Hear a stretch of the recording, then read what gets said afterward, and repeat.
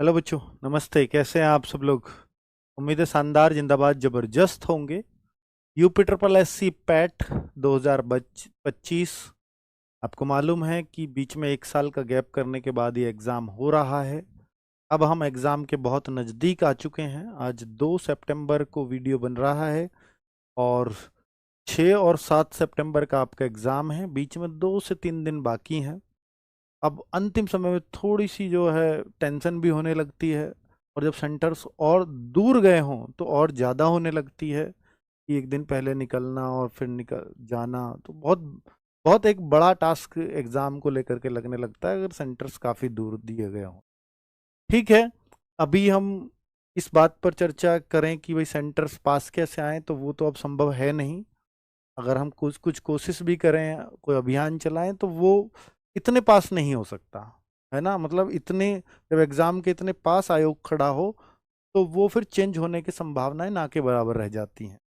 अगर पहले से ही पता हो, या पहले से पता भी कैसे चलेगा, वैसे ये स्टेटस आने के बाद ही पता चल पाता है, या एडमिट कार्ड आने के बाद पता चल पाता है। तो भाई इसके लिए तो कुछ और इलाज है नहीं कि भाई एग्जामिनेशन सेंटर कितनी दूर गए हैं, इसको पास कैसे कराया जाए। अब आपको एक्सेप्ट करना पड़ेगा कि हाँ, आपका एग्जामिनेशन सेंटर दूर है और उस दूरी पर ही मुझे जाना है।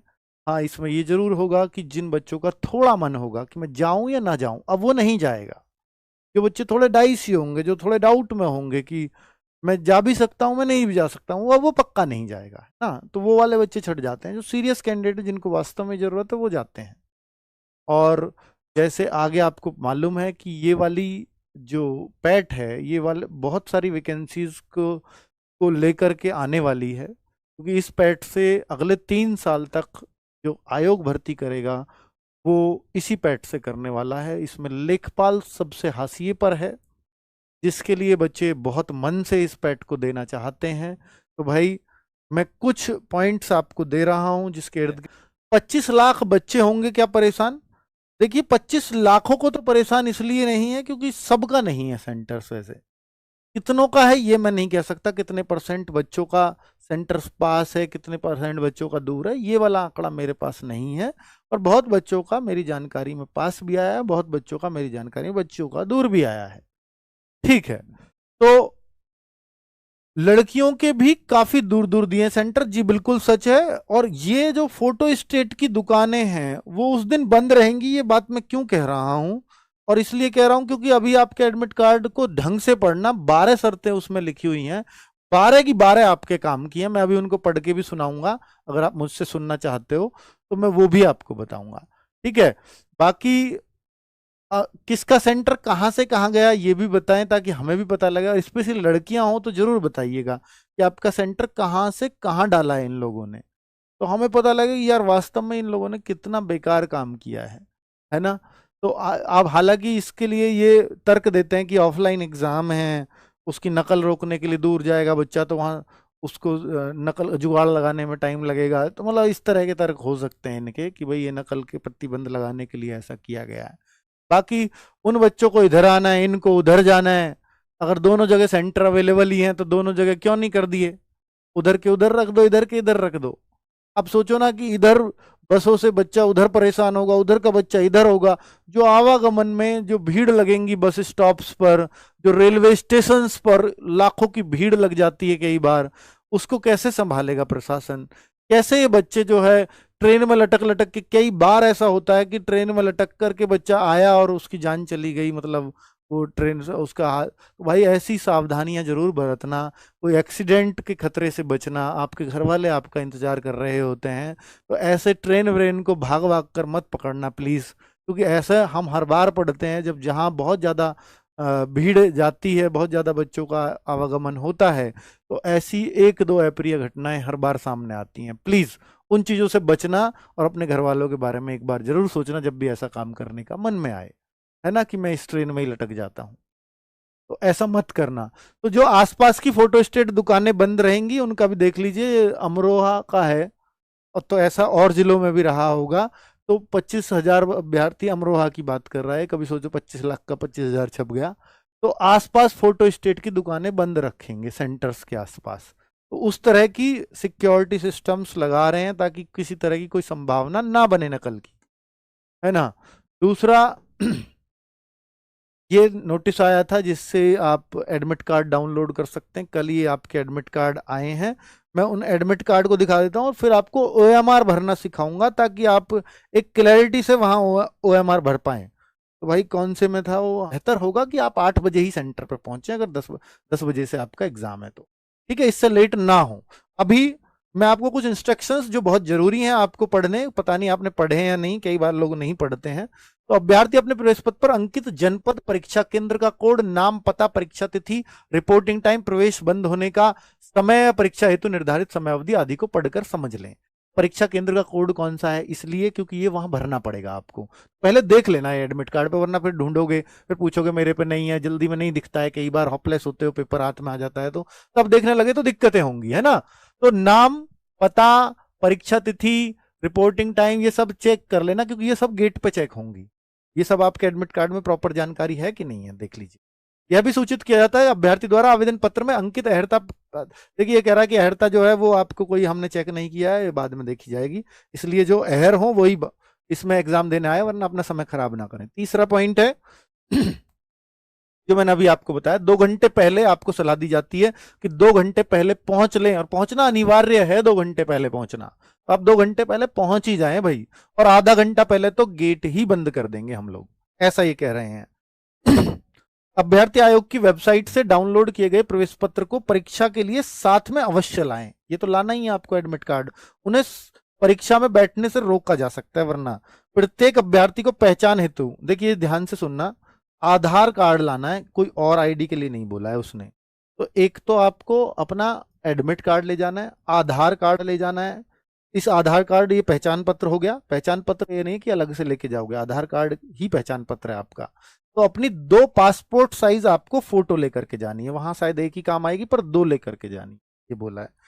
अभ्यर्थी का नाम उस पे फोटो पे पीछे लिखा हो कि आपका नाम, आपका अनुक्रमांक, आपकी परीक्षा की तिथि, ताकि वो इधर उधर रल जाए उनसे, तो फिर वो ढूंढ भी पाए कि किस बच्चे का है, इसलिए वो लिखवाते हैं, ठीक है। कई बार छुट जाता है ना, जहां आपकी चुपकाते हैं वो पर, वहां पर तो इसलिए वो ऐसा लिखवाते हैं। अभ्यर्थी को परीक्षा कक्ष में प्रवेश पत्र, पहचान पत्र व उसकी एक फोटो कॉपी, देखिए एक और चीज आ गई है, पहचान पत्र की फोटो कॉपी भी चाहिए होगी। तो पहचान पत्र, admit card, 2 passport size photo और एक फोटो कॉपी आपके पहचान पत्र की, जो वहां फोटो स्टेट दुकान बंद होंगी वहां ये नहीं मिल पाएगी, ठीक है, ये क्लियर कर लें। काला नीला बॉल पॉइंट पेन, ये चीज ही साथ लेकर के जानी है, इसके अलावा कोई और सामग्री आपको साथ नहीं ले जानी है। नीला या काला कैसा भी अपना पेन लेकर के जा सकते हो साथ में।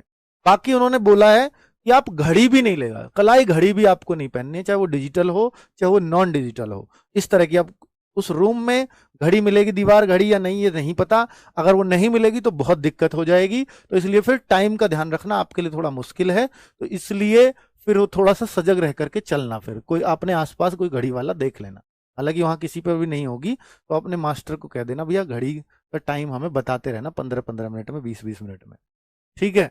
चलो, अगर इस तरह की कोई बात हो तो बाकी कोई और ये चीजें नहीं लेकर के जानी है, वो बता रहा है अभ्यर्थी को। हमारा देखिए जो मेन पॉइंट है जो ध्यान देने वाले हैं, इसलिए मैं पढ़ रहा हूं, बाकी आपने पढ़ लिए होंगे, समझदार हैं, फिर भी पढ़ देता हूं।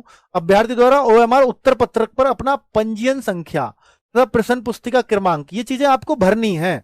ओएमआर उत्तर पत्रक पर जिस पे आपको ओएमआर दी जाएगी ना, उस पे ये चीजें आपको भरनी है। एक तो रजिस्ट्रेशन नंबर, पंजीयन संख्या, प्रश्न पुस्तिका क्रमांक, अनुक्रमांक, परीक्षा केंद्र कोड, परीक्षा तिथि, स्वहस्तलिपि में हिंदी में अपना पूरा नाम, हस्ताक्षर आदि, ये सभी प्रविष्टियां वहां चाहिए होंगी आपको।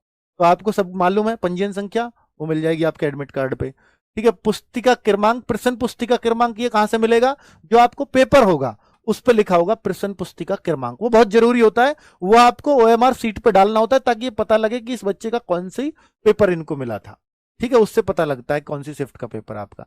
अनुक्रमांक वो तो है ही, परीक्षा केंद्र का कोड आपको दिया रहेगा, वहां पता लग जाएगा आपको, और परीक्षा तिथि और स्वहस्तलिपि में हिंदी में अपना पूरा नाम लिखना होता है, हस्ताक्षर अलग से है, हिंदी में नाम ये जरूर लिखवाते हैं यूपी के एग्जाम्स में, ठीक है। इनके बिना अगर कोई प्रविष्टियां, जैसे बोल रहा है उत्तर पत्रक में अगर प्रश्न पुस्तिका क्रमांक की आपने नहीं भरा तो इसके बिना तो वो चेक ही नहीं होगी। चेक होने के लिए ये बहुत जरूरी है। प्रविष्टियां गलत भरने पर भी आपका जो है वो निरस्त कर दी जाएगी ओएमआर। अभ्यर्थी परीक्षा केंद्र कक्ष में उपलब्ध कराई गई प्रश्न पुस्तिका पर अपना नाम व अनुक्रमांक भरेंगे तथा पुस्तिका के वही बातें लिखी हुई है उत्तर पत्र के पासर पृष्ठ पिछले पृष्ठ पर, पिछले हिस्से पर छपे निर्देशों का भली भांति पालन करेंगे। तो भाई ये उत्तर पत्रक पे यानी ओएमआर सीट पर पिछली ओर आपके वो भी लिखे हुए हैं कुछ निर्देश, उसको भी देख लेना एक बार। परीक्षा के दौरान अभ्यर्थियों की लाइव सीसीटीवी मॉनिटरिंग होगी, इसको आपको नहीं देखना कुछ भी, वो खुद देखेंगे, इसमें आपका कोई योगदान नहीं है।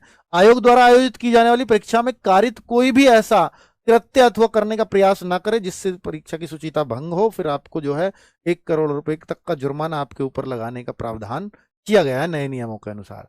10वां उत्तर प्रदेश शासन के शासनादेश, ये इसको देख करके इनमें जो दिव्यांग जन होंगे उनको सेंटर्स पे सुविधाएं प्रदान की जाएंगी, उसके बारे में लिखा हुआ है। 11वां पॉइंट है आपका कि अगर आप व्हाइटनर, ब्लेड अथवा रबड़ आदि का प्रयोग करने पर अभ्यर्थन निरस्त कर दिया जाएगा आपका। कई बार होता है ना गोला गलत भर गया, अब क्या करूं, तो उसको खुरच देते हो, ब्लेड लगाते हो, व्हाइटनर लगाते हो, नहीं, वो फिर कह रहा है कि आपका वो क्वेश्चन ही गलत नहीं होगा, आपका अभ्यर्थन ही निरस्त कर देंगे हम। तो ऐसा ना करें प्लीज। अभ्यर्थी किसी भी दिशा में मूल ओएमआर अथवा ओएमआर की द्वितीय कॉपी, देखिए 3 होती है, एक तो ओएमआर आपको कॉपी मिलेगी जिस पर आप भरोगे, एक उसके नीचे एक कॉपी होगी, सेकंड कॉपी बोलते हैं उसको, और एक थर्ड कॉपी होती है, कैंडिडेट्स कॉपी होती है, ठीक है, एप्लीकेंट कॉपी होती है। तो इसके 3 कॉपियों को पहले आपको देना है किसको, अगर इनमें से आप दूसरी कॉपी को ले गए या किसी को ले गए, ओएमआर को ले गए, तो ये गलती से भी ले गए तो कह रहा है एफआईआर करेंगे सीधे, और फिर आपको दंडात्मक कार्यवाही भी करेंगे। तो सोचेंगे कि आप गलत उद्देश्य से ले गए हो, तो इतना ध्यान रखना इस बात का। बाकी ये बोल रहा है कि परीक्षा समाप्ति के पश्चात ये तीनों कॉपियां, ये तीनों चीजें आपको अपने अंत निरीक्षक को सौंपनी है। तो जो मतलब आपका इन्विजिलेटर होगा उसको सौंप दी जाएंगी, फिर उसके बाद वो अपने साइन वगैरह करता है, तो 2 कॉपियों को वो अपने पास रख लेगा, ये वाली आपको दे दी जाती है, ठीक है। बाकी 2 को सील बंद लिफाफे में रख देता है, बाकी 1 कॉपी आपको ये अलाउ रहेगी घर वापस लाने, लेकिन ये उसको देने के बाद, जमा करने के बाद उसके साइन वाइन कुछ होंगे शायद, ठीक है। चलो, तो ये क्लैरिटी आ गई है अब आपको सारी बातें कि जो ओएमआर पे वहां के मास्टर जो क्लास में टीचर होते हैं, कई बार आप उनसे पूछते हो तो भाई उनको नहीं पता होती है सारी बातें, आपको पता होनी जरूरी है, ठीक है। पीईटी के लिए 11,000 अलग से रोडवेज बसेज का इंतजाम आपके लिए किया गया है, पर ये फ्री नहीं चलाई है, पर ये इंतजाम कर दिया है भाई। इंतजाम अब कितने पुख्ता इंतजाम है तो उस दिन पता चलेगा जब बच्चों का इधर उधर आवागमन होगा, जो उनकी हुई असुविधाओं से जो असुविधाएं उनको होंगी उससे पता चलेगा कि आपके कितने पुख्ता इंतजाम थे, आपने सेंटर्स तो डाल दिए इधर उधर। ये है ओएमआर, इसको भरने का एक तरीका बता देता हूं।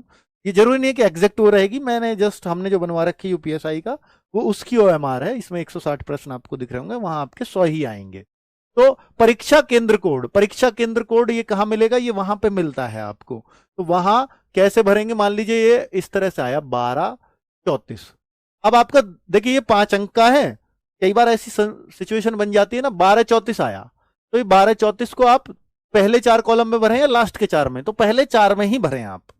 कई सारे बच्चे होते हैं कि 0 लगा देते हैं शुरू कॉलम में, फिर आगे 1234 भर देते, कोई दिक्कत नहीं है, आप जो भरते हैं उससे कंप्यूटर वहां रिफ्लेक्ट करता है।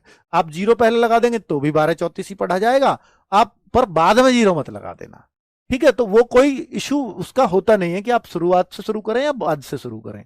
1234 जब आप गोले भरते हैं तो ये 1 का, 2 वाली लाइन में 2 का, और 3 वाली लाइन में 3 का, और 4 वाली लाइन में 4, हर लाइन में एक एक ही रहेगा, ठीक है। तो इस तरह से भरा जाता है, इसको पढ़ता है कंप्यूटर, क्योंकि ये चेक किससे होगी, ये आपकी मैनुअल तो चेक होती नहीं है, कॉपी की पहले का ए दूसरे का बी, ऐसा तो कोई राइट करने बैठा नहीं है वहां पर, तो ये क्या है सीधा कंप्यूटर में डाल दी जाती है, और कंप्यूटर को जो इन गोलों को पढ़ता है तो वो देखता है, इसको पढ़ के ये 1 पे लगा हुआ है, ये 2 पे, ये 3 पे, 4 पे, तो अगर आपने यहां से भर दिया 1 2 3 4 तो भी वो 1 2 3 4 ही पढ़ेगा, वो कोई दिक्कत वाली बात नहीं है। समझ में आ गया लॉजिक आपको। दूसरा, अनुक्रमांक यहां भर देंगे आप, और उसके नीचे फिर गोले काले करने हैं। मान लीजिए 7 आया तो 7 वाला ही यहाँ क्लिक करेंगे। क्लियर दिख रहा है आपको भाई, तो इसमें वो है तो लगाओ यार। जैसे मान लीजिए कोई 7 यहाँ भरता है तो बाहर मत निकालना, मेरी जगह छोटी है, तो 7 वाला ही यहाँ गोला काला करना है, इसमें जो आएगा पहले ऊपर भरें, फिर उसके नीचे गोला काला करें। तो बहुत सारे बच्चे पहले गोला काला करेंगे तब ऊपर भरेंगे, ऐसा ना करें। ठीक है, क्लियर। चलो आगे, अब प्रश्न पुस्तिका क्रमांक ये कहां मिलेगा आपको? जो आपका जो पेपर आया है उस पर लिखा रहता है प्रश्न पुस्तिका क्रमांक, वो यहां भरेंगे, उसके गोले भी काले करने होते हैं। डेट ऑफ द एग्जामिनेशन वो यहां भरी जाती है, उसके गोले भी काले करने होते हैं। क्वेश्चन बुकलेट कोड ये उस पर ही लिखा आएगा, तो वो वहां भर दीजिएगा। पाली कौन सी है, पहली है दूसरी है, वो यहां पे क्लिक करना पड़ता है। तो इस तरह की एक OMR आपको मिलेगी वहां बनी हुई। ठीक है, तो क्लैरिटी। और एक जो अभ्यर्थी का हस्ताक्षर, एक हिंदी में इस पे पूरा नाम लिखने को आएगा कहीं, या तो वो पेपर पे आएगा या वो इस पे आएगा, तो उसको भाई जरूर लिख दीजिएगा, हिंदी में पूरा नाम लिखा जाता है। ठीक है, चलो, तो OMR भरने का मैंने आपको तरीका बता दिया है। अब बहुत सारे बच्चे जो है, जैसे जरूरी सावधानियां मैं आपसे कह रहा हूं, बार बार यही कह रहा हूं कि जो आप जब एग्जामिनेशन सेंटर के लिए निकलें तो पर्याप्त समय से निकलें और सेंटर पर 2 घंटे पहले पहुंच जाए। अगर आप भाग दौड़ में आधा 1 घंटा पहले पहुंचे या बिल्कुल नेक ऑफ द टाइम पहुंचे, तो फिर क्या होगा कि आपको जो रास्ते में टेंशन हुई है, जो जो आपको मतलब जो हेजिटेशन और जो मैं कहूंगा जो आपकी धड़कनें बढ़ी हैं, तो वो फिर आपको उस एग्जामिनेशन सेंटर तक शांत नहीं होती ढंग से, जब तक आपके हाथ में एग्जाम नहीं आता। एग्जाम हाथ में भी आ गया, वो धड़कनें आपने बढ़ाई हैं, दिमाग अशांत रखा था, तो उसका असर आपके एग्जाम में भी देखने को मिलता है। इन चीजों को प्लीज बचिएगा, ताकि जो है वहां एग्जाम शांतिपूर्वक कर पाओ। दूसरा एक काम और करिएगा कि जब आप एग्जामिनेशन सेंटर में जाएं तो वहीं तक किताब पढ़ते हुए मत जाइएगा प्लीज। कोई और पढ़ रहा हो, कोई और किसी चीज की चर्चा कर रहा हो, तो आप मत करिए चर्चा, क्योंकि देखो पहली शिफ्ट का बच्चा है, एक आपको होशियार सा लग रहा है, वो चर्चाएं करता जा रहा है किसी से, अब आप टेंशन में आ गए, यार ये तो जो ये चर्चा कर रहा है तो मुझे नहीं आता।